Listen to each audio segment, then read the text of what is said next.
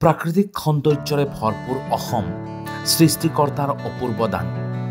শীতকাল মানেই যেন বনভোজৰ সময়। অসমৰ জনপ্ৰিয় বনভোজস্থলীসমূহৰ ভিতৰত অন্যতম ৰাণীখামাৰ। প্ৰাকৃতিক সৌন্দৰ্যৰে বিতোপন নিজৰাৰ কুলু কুলু ধ্বনিৰ লগতে শীতল স্পৰ্শ অনুভৱ কৰিবলৈ যাওক ৰাণীখামাৰলৈ।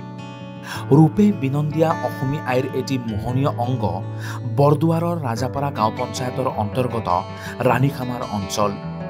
চান্দবী পৰ্যটন ক্ষেত্ৰৰ পৰা 7 কিলোমিটাৰ নিলগত দক্ষিণ দিশত অৱস্থিত অসম মেঘালয় সীমান্তৱৰ্তী ৰাণীখামাৰ গাঁও।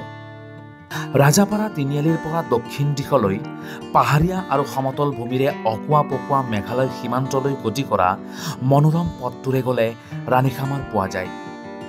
সন্মুখত কুশলী নদীৰ ৰূপৰ সমাহাৰ। ইটোপাৰে ৰাণীখামাৰ গাঁওখনক ধাৰণ কৰা পূব মায়ং পাহাৰ আৰু সিটোপাৰে পাল্টান মৌজাৰ গোহাঁই পাহাৰ।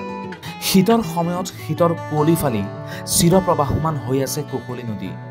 কুশলী নদীৰ বুকুৱেদি নাৱেৰে নাৱৰীয়াসকলে নাও বাই অহা যোৱা কৰা দৃশ্য যেন নিপুণ চিত্ৰকৰৰ তুলিকাত জীৱন্ত হৈ উঠা নয়নাভিৰাম সৌন্দৰ্য।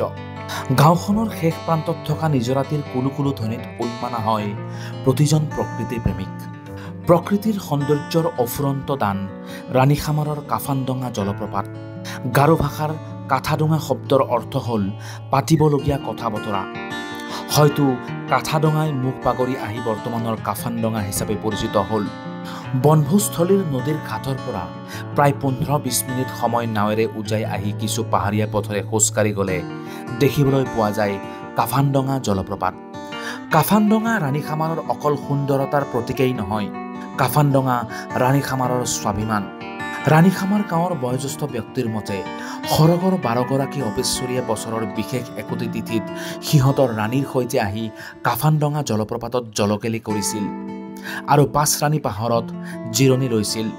উল্লেখযোগ্য যে ৰাণীখামাৰ বনভোজস্থলীত থলুৱা উৎপাদিত শাক পাচলি, ফল মূল আৰু বিভিন্ন সামগ্ৰীৰ সৰু সৰু বিপণীও দেখিবলৈ পোৱা যায়।